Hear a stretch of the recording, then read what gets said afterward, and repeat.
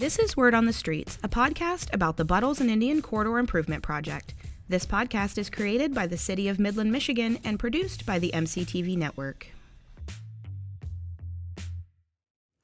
Welcome to Season 3, Episode 1 of Word on the Streets, a podcast about information, updates, and perspective on the Buttles and Indian Corridor Improvement Project in Midland, Michigan, and beyond. I'm your host, Katie Geyer. I am excited to welcome back to the podcast again our Director of Planning and Community Development, Jacob Kain. Jacob, thanks for joining me again today. Thanks, Katie. Happy to be here. So we don't have any specific updates yet on Buttles Street improvements just yet. We're anticipating we're going to see some of those updated designs on the project soon, possibly later this year. As a reminder, this project wasn't slated to actually begin construction until the 2025-26 construction year. So we've still got a ways out from any activity that will be seen in that corridor. However, we have had some updates on another project we've covered on the podcast before, and that is the Ashman and Rodd two-way conversion. Jacob, just give us a rundown on what the latest movement is on this. Sure. So we've got a variety of projects in the works that around the community, including the Indian and Buttles Street projects that have led us to take a more serious look at the Ashman and Rodd design today and what the appropriate design for the future might be. Most recently, we had a study conducted on traffic flow by OHM advisors. We brought that before City Council last fall, and the direction then was to go out to the community, engage them in public input, since the findings of that study indicated that traffic flow would support alternative designs for the corridors. And so that's what we've been working on most recently, and we're really excited about what we've heard from the community and looking forward to moving forward to additional steps and decision making about the future of both Ashman and Rodd. Yeah, so I do want to talk about what we heard in those open houses, but first I want to cover some of the information that we shared at those events for anyone that couldn't make it. Just as a preface, we did hold a series of 5 public open houses in locations on these corridors, and those function to give residents more information about the project as well as gather input on some things maybe we hadn't considered before. So we've gone over the why we're looking at this question as far back in this podcast as Season 2, Episode 1. So listeners, if you're interested in that and not really familiar with the background, go back and take a look at that episode for a detailed description on why we're looking at this. You can also find information at cityofmidlandmi.gov/Ashman Rodd for a more in-depth dive.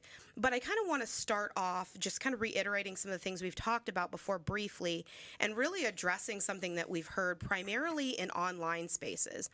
And that is, if it ain't broke, don't fix it. We've heard that, the sentiment being Ashman and Rodd are functioning just fine the way they are as one-way thoroughfares. Jacob, what do you have to say in response to that?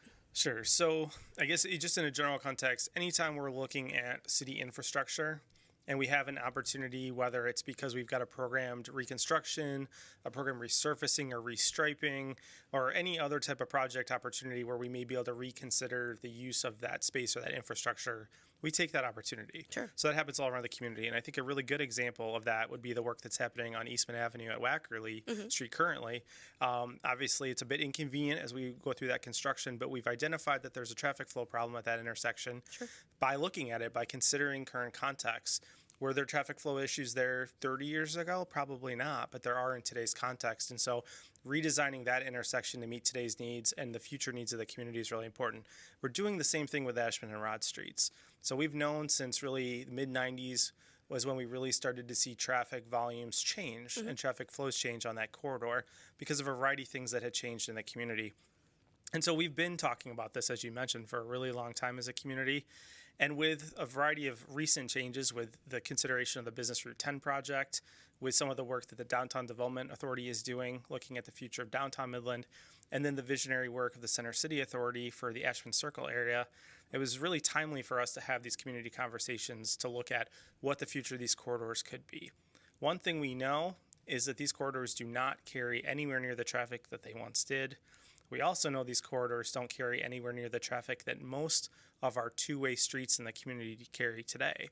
So just to give you an example, Jefferson Avenue around Wheeler Street carries about 2 to 3 times the traffic in a day as Ashman or Rodd streets do currently.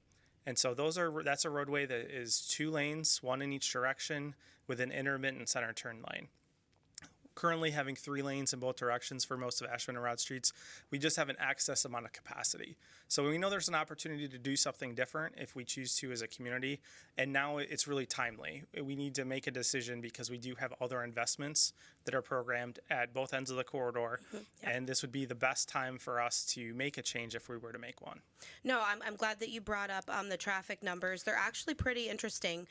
If you want to take a look at the current traffic counts on some of the key intersections of Ashman and Rodd with some of their side streets, as well as two-way traffic on other major streets like Sweet Avenue, Waldo, as well as Jefferson, like Jacob mentioned, head over to our podcast website. That is cityofmidlandmi.gov/corridors. We have a full table there for you. You can take a look. It is quite interesting because you would assume those are such large streets and there's such major arterial roadways through our community. They must be seeing, 15, 16, 17,000 cars a day. Not anywhere close at any of those intersections. So definitely take a look at that if traffic flow is something you're concerned about in these areas. I'm also glad you mentioned context-sensitive design. We've talked about that so much on this podcast, and it really influences modern road design now in ways that, like you said, it didn't in decades prior. We just looked at how quickly we could move vehicles as fast as possible, as many as possible, from one route to another. So we now know that one-way pairs are actually detrimental in many ways to their surrounding neighborhoods. More ways than one, haha, no pun intended there. And alone, that's worth exploring it. That's kind of why we're looking at it now. And in fact, research shows that one-ways encourage speeding. Again, we've talked about that extensively on the podcast. And interestingly enough, the longer a one-way pair can be, the more likely that they are to actually encourage speeding throughout the entire corridor. And like you mentioned, these roads stretch between two major business districts, two major parts of our community, and if you stand out there and walk through that corridor, drive through that corridor, you don't have to be a traffic engineer to see the impacts that roadway has in those surrounding neighborhoods on speeding and vehicle movement. So it wouldn't be fair to say that two-way streets don't have cons to consider too. When you have two-way traffic, motorists and non-motorists, they're looking both ways to get across a street, cross an intersection, entering and exiting the street network, and that also obviously creates more potential conflict points, more opportunities for those two to collide. However, you do combat that on a two-way footprint because you are essentially lowering vehicle speeds and making drivers more attentive. Is that something that we have considered at all in terms of these designs? Absolutely. And I think you really, if you zoom out and you look at where one-way streets and one-way traffic patterns are utilized most heavily and where they have the biggest benefits, it's really in places where you expect fast-moving traffic because you can reduce the friction on the roadway, you can reduce those conflict points, increase safety, and still have fast-moving traffic. One-way streets are also really good at moving people long distances. So that's why you see on an interstate highway, you've got one-way Right. pair. You've got the separated movements of traffic. You've got reduced conflict points, and you've got higher levels of speed. You don't typically see that condition on a city street pattern unless you are, again, trying to move heavy volumes of traffic through a space. So even on Business Route 10 does provide service to the community, but it also provides service through the community. It's a very different context than what we're dealing with today on Ashman and Rodd streets. When Ashman and Rodd were originally converted, that was largely the purpose, was to get people in and out of downtown quickly and efficiently. And they were very successful at that. And I certainly, no one would argue that they didn't meet the need. But creating that one-way pattern required a lot of compromises. Sure. Yeah. And so if you're out there, I'd encourage folks, it's easy to get kind of sign blindness. You're used to the corridor, you know where you're going, but if you actually stop and look and think about all of the compromises that had to be made to retrofit a one-way paired system into those neighborhoods and into those business districts, it's pretty extensive. This wasn't an easy thing to do, and it requires a lot of compromises by every person in Midland today. And so just as an example, if I'm driving home and I want to stop off and pick up some groceries on my way home, from downtown to my home, which is on the east side of Midland, I have to double back a couple of times just to go to the grocery store.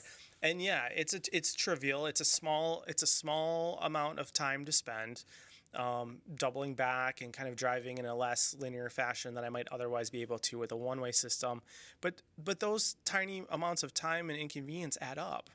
Sure. And they've certainly result in some people deciding not to patronize businesses in these districts because it's just a little out of the way. I'd have to double back. So I just won't go today, or I'll go somewhere else, or I'll avoid the district altogether. And we've heard that from people, both business owners and others that have participated in this process, is that that level of inconvenience that these corridors and their current configuration can create does stifle activity in the areas that they serve. And these roads really should be serving the neighborhood and these business districts. That's their primary purpose. Given the volumes of traffic that they carry, we could be reallocating those spaces to do a better job of servicing those purposes rather than servicing a traffic pattern that no longer exists. Sure. And like you said, it's interesting to kind of look at road design from an alternative perspective of just vehicle movement and volume capacity. So a lot of people think that a road that moves as many cars as possible from point A to point B as quickly as possible is more efficient. That's kind of how we've designed road networks up to this point.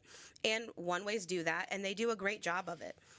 But what some research has shown, especially more on the economic development side, is that a better way to look at road efficiency is trip serving capacity. So you can get this more info on this on the podcast website. But essentially the idea behind trip serving capacity is that a road is more efficient when it looks at a single motorist or a single user and how long it takes them to get to their destination as quickly as and efficiently as possible. And in that context, when you just described that, two-way streets are much more efficient in doing that. Whereas if you tried to explain to someone, for example, how do I get to Kroger from downtown? It is difficult, especially if you're not from here, but even if you are, to explain how you have to go around and come backwards and actually end up going the same way that you came from in order to get to some of those businesses. So there's some additional benefits there. But talk a little bit more about how that influences maybe future economic investment in some of these corridors. We've seen such a boom in Midtown. We've seen continued development in the Downtown Development Authority area. We're going through the streetscape process in Center City right now. What does a potential conversion mean for future investment here? Sure. That's a great question. So you're right. We've seen there's great momentum in all three of those areas, in downtown and Center City, and also in our Midtown area. And I think it's indisputable that providing people with easier, more intuitive access to businesses is going to be good for business. And we've heard that from some of the business owners along the corridor who've seen how when they have customers coming either from within town or from outside of Midland, that they do sometimes have trouble finding them, or they have trouble finding their way home from their business. Right. Neither of those leave a good impression with a shopper. And so to the extent that we can create that ready access to properties along the corridor for folks, whether they're driving, walking, biking, all the better. What we have a very good opportunity here in particular, because although one-way patterns do provide for traffic flow benefits in a general sense, in this case, when we studied the traffic flow, if we did convert to two-way traffic, we found that the traffic flow impacts were neutral, or that we actually had an improvement in traffic flow. Right. So by distributing the traffic from these streets across both streets, we actually saw some improvement in traffic flow in most intersections. So there's an opportunity here to have a little bit of both. We can still move traffic efficiently through these areas for folks who are traveling from one part of town to the other, but we can also make it easier for people to access this part of town.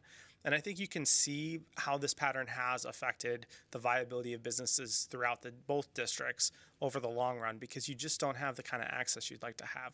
One great example is our Larkin parking garage. So we have a parking garage downtown that's there to service people. It's a great option for folks visiting the downtown to provide sheltered parking for their vehicle with great proximity to many of the attractions that downtown has to offer. Unfortunately, to access that garage, you actually are driving out of downtown. Yep. You're on a one-way pattern to the north. And so being able to offer that as direct access for our visitors and for our residents, many of whom are approaching downtown from the north or the northeast, we could offer that with a conversion to two-way traffic, and I think get better utilization of that ramp, provide better parking service to our visitors and residents, all without a sacrifice of traffic flow. Right. Now, that's important to consider, too. So I want to get into this in a little more detail. We've got some cool stuff to take a look at, but we're going to take a quick break first. We'll be back in just a moment with some design renderings and more discussion.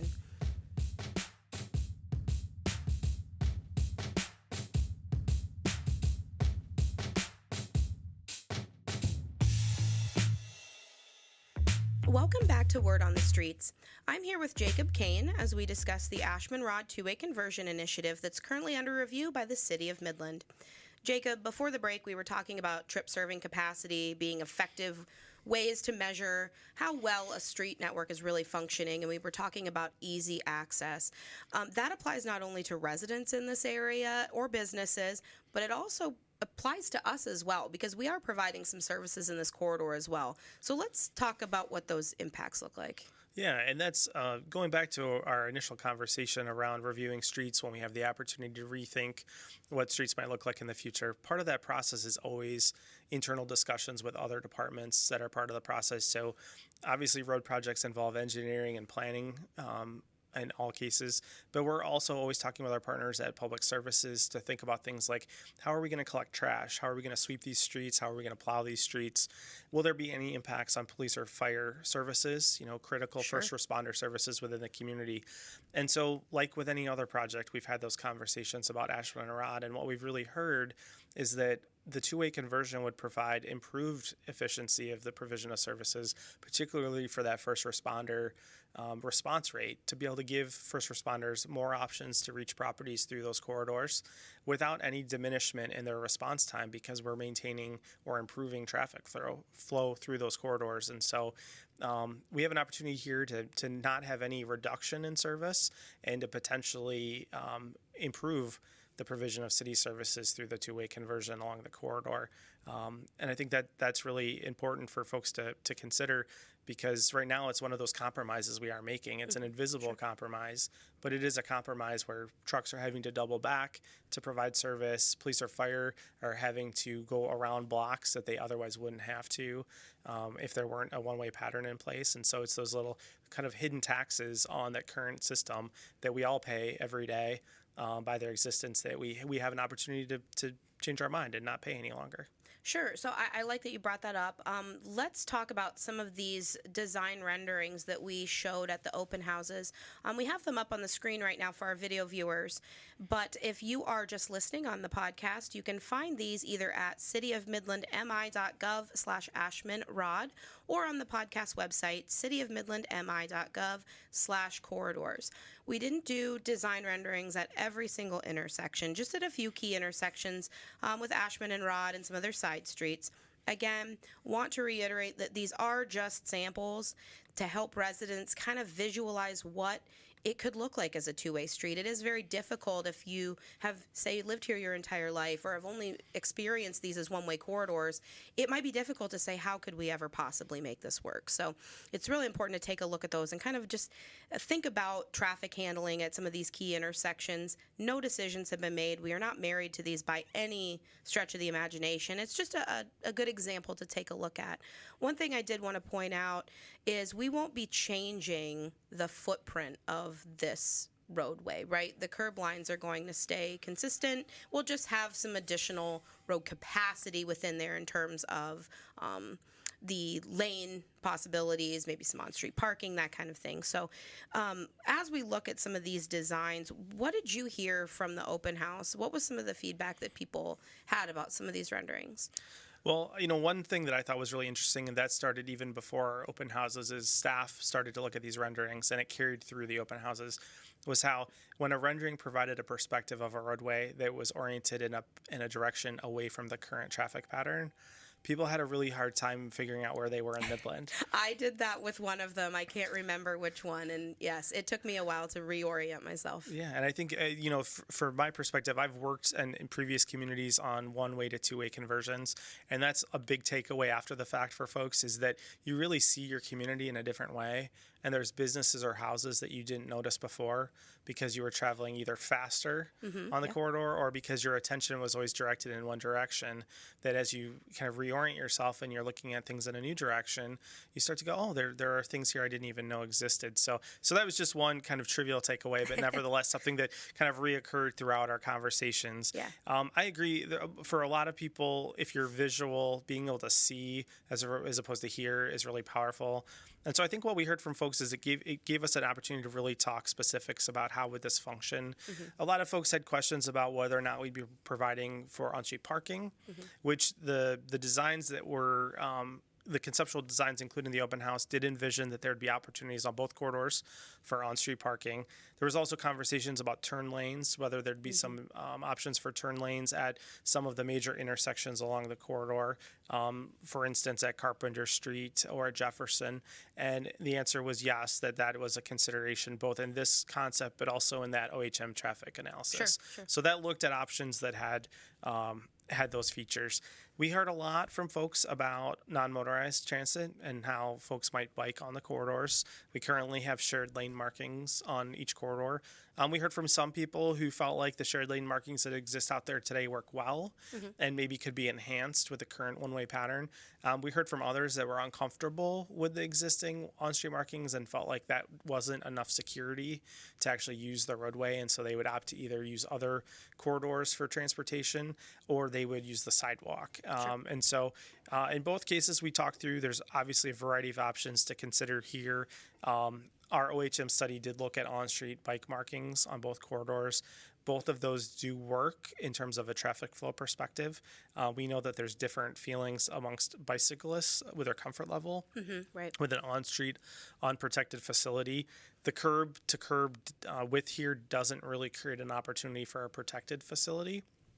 And so we'll continue to look at those options as well as other options we might have, including off-street facilities, an enhanced trail similar to what we've provided in some other corridors around the community that would best meet the needs of the most bicyclists we could. Sure. So for someone that maybe isn't super familiar with non-motorized transportation, when you say a protected bike facility, or some people might refer to it as a protected bike lane, can you talk a little bit about what that looks like? I know we said that we're probably not going to consider that here, but just so that people kind of understand what that looks like. That's a great question, and that was actually a question that one of the participants and I got into a discussion because he was advocating for a protected facility, and I wanted to understand what he meant by that because it can mean different things for different people. Sure.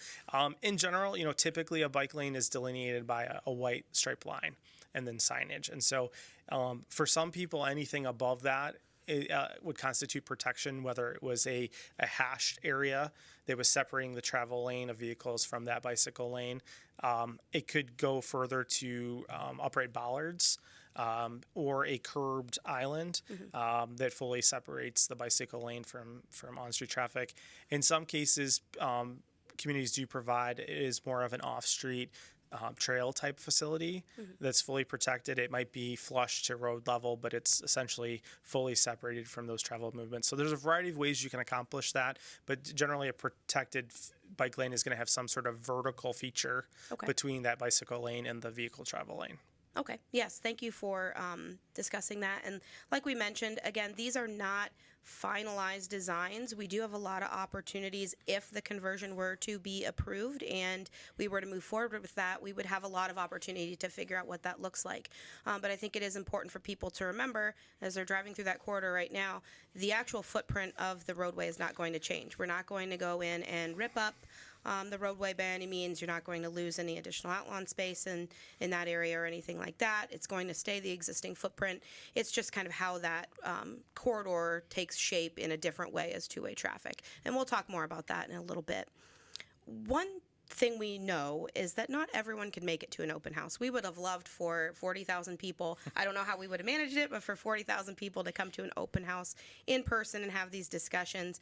So we do have an online input topic open on our online engagement platform, eCity Hall. So if you weren't able to go to those sessions, we want to give you an opportunity to take in all the information that we shared from those open houses and give your own feedback as well. You can find the link to that topic at cityofmidlandmi.gov/Ashman and Rodd, and we'll also have the link available on the podcast website for this episode too. But I want to first preface by saying you won't be able to vote, right, when you go into this survey topic. The open houses were not a public vote. Most infrastructure projects is not up for a public vote. You won't be asked to vote yes or no on a survey, but you are going to have the opportunity to review all the information that we talked about and more, everything that was available to you at the open house, and provide input related to those topics. Because we want to ensure that if we're getting public input and engagement on a topic, we're getting actionable and constructive feedback from those topics. We hear a lot of, I hate it, this is stupid, or I love it, this is the best thing I've ever seen. That isn't helpful to staff, and it's certainly not helpful to council when they're understanding what residents' expectations really are. And I know we've had some feedback of, well, what was the consensus from the open house? And Jacob, I'll give you the opportunity to chime in too, but I was at most of these open houses, and I think the general consensus is I just want to learn more. And whether I personally agree with it or not, I just want to understand it a little bit better. What was some of the feedback that you got related to people's attitudes towards this type of project? Yeah, I would agree. I think the feedback was very balanced, and I was grateful that most folks who came out were interested in having a two-way conversation, which is another funny pun. But most folks were there to ask us questions, and some of those questions were tough questions. And honestly, we don't have an answer to every question because the design's not finalized if a two-way conversion were to be implemented. And I think that's an important thing to consider too. Is this isn't really a question of, is it A, the current design, or B, a new design that's already determined. We're really talking about A, B, C, D, E, F. Then that's where that public feedback at the open house and through the survey is really valuable, because if the decision is made to implement a two-way conversion, there's still design decisions that have to be made, because this roadway does offer for an opportunity to do more than one design alternative on either or corridor and through the length of that corridor. Right. And so if we can hear from people about what their specific concerns are, if it's an intersection, if it's how non-motorized transportation is addressed in the corridor, if it's traffic flow at a particular light or for a particular business, those are points that we can then consider if a two-way conversion is implemented in those final design discussions. And so this is a great opportunity for folks to share that feedback, as well as to give their general feedback. How comfortable are you? What are your concerns? What questions do you have that the city could help to answer publicly? This isn't the end of the conversation by any means, and we're happy to help to share information if it helps people to feel more comfortable with whatever the outcome might be. Sure. So you've actually been through a one-way to two-way conversion before, like you mentioned, when you worked for the city of Mount Pleasant.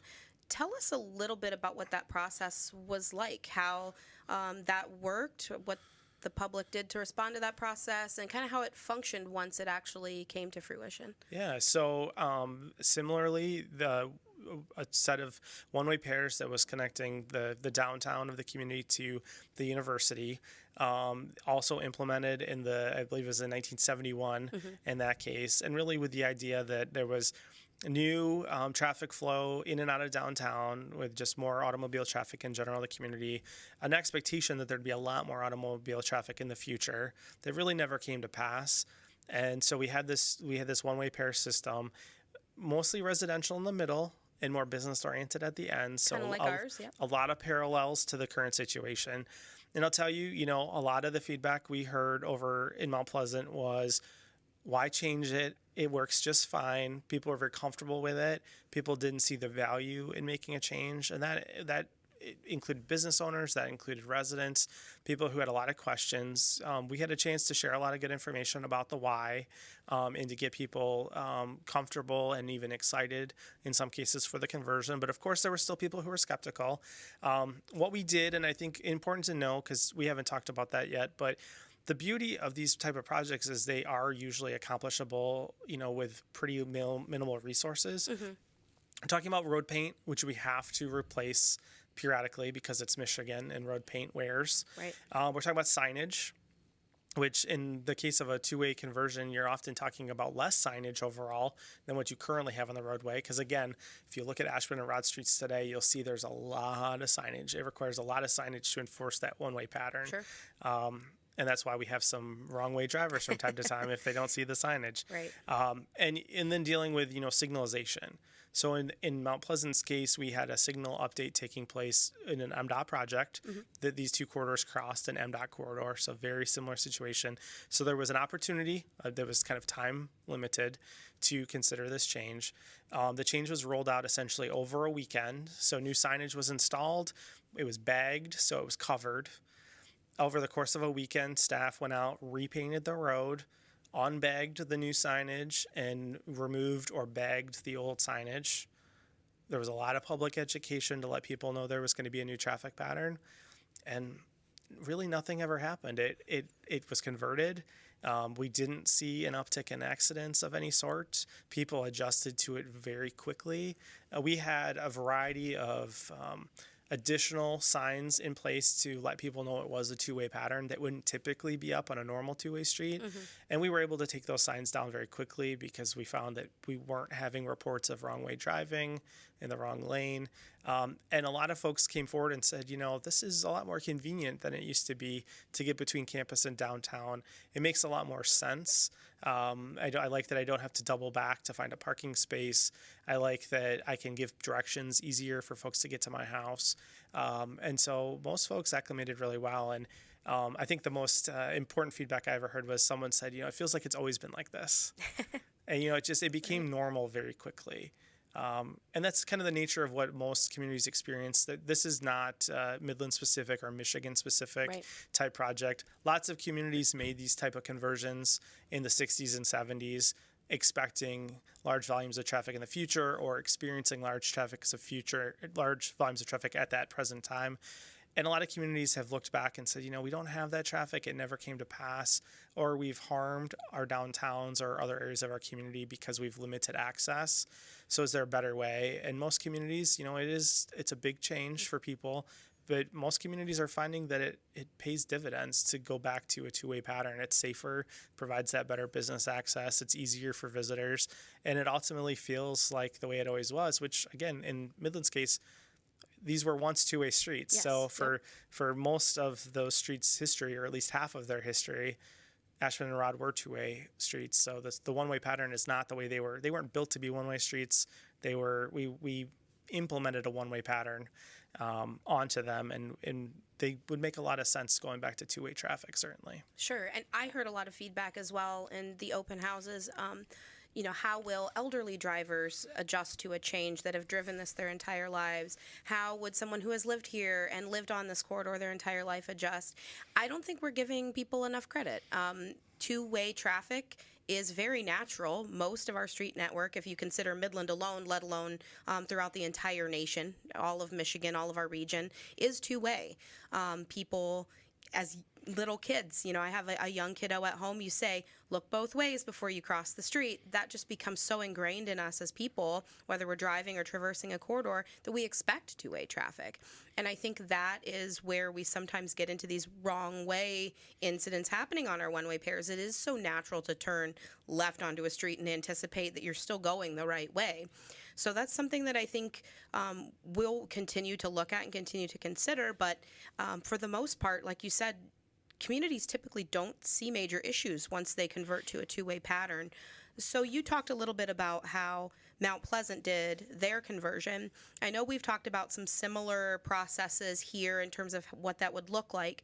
Do we know what's next in this entire process? We obviously haven't made any decisions yet. So what's coming next in terms of this entire initiative? Sure. So in the immediate future, we're going to be reporting out the results of both that open house process and those conversations that we had last week, as well as the results of the survey to City Council. We anticipate in the month of May to give Council an opportunity to weigh in.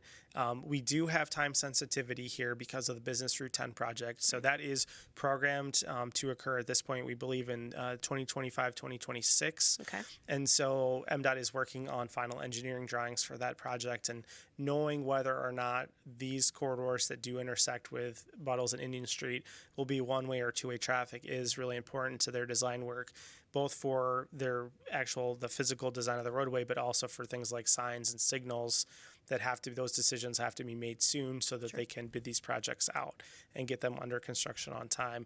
We've also got both the DDA looking at streetscape improvements in the downtown and the Center City Authority looking at Phase 2 of the Saginaw Road project, which includes Ashman Circle. And so having some direction on the policy for these roadways is going to be really critical to moving forward design for all three of the projects.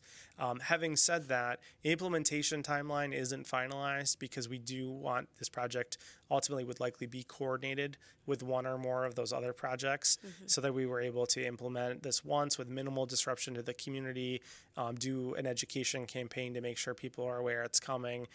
It's not something that wouldn't be implemented in June of this year. This may be a couple years out yet, but that decision would have to be made subsequent to consideration of the timelines for those other projects. Sure.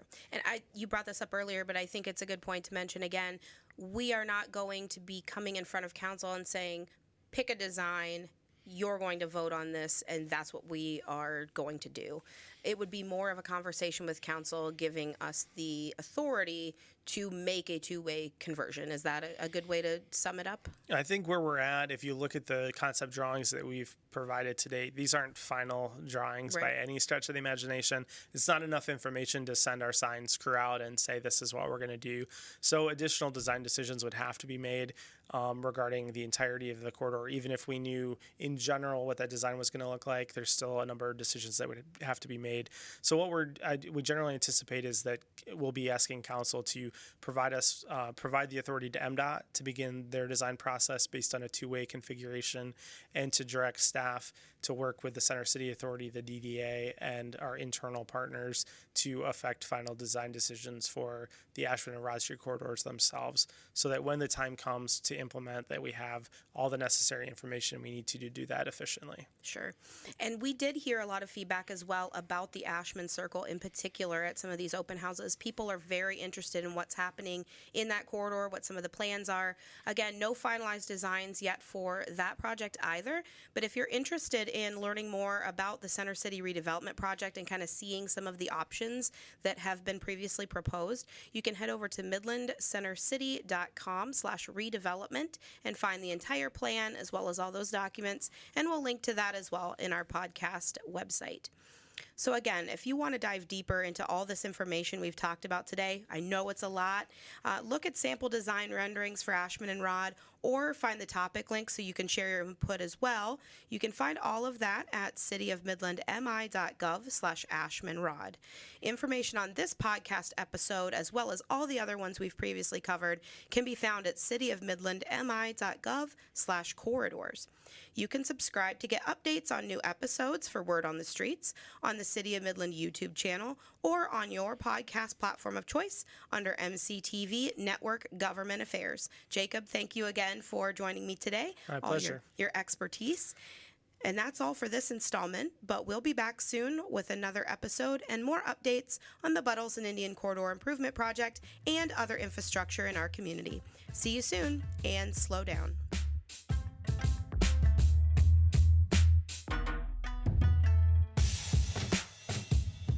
This has been Word on the Streets, a podcast created by the City of Midland, Michigan, and produced by the MCTV Network.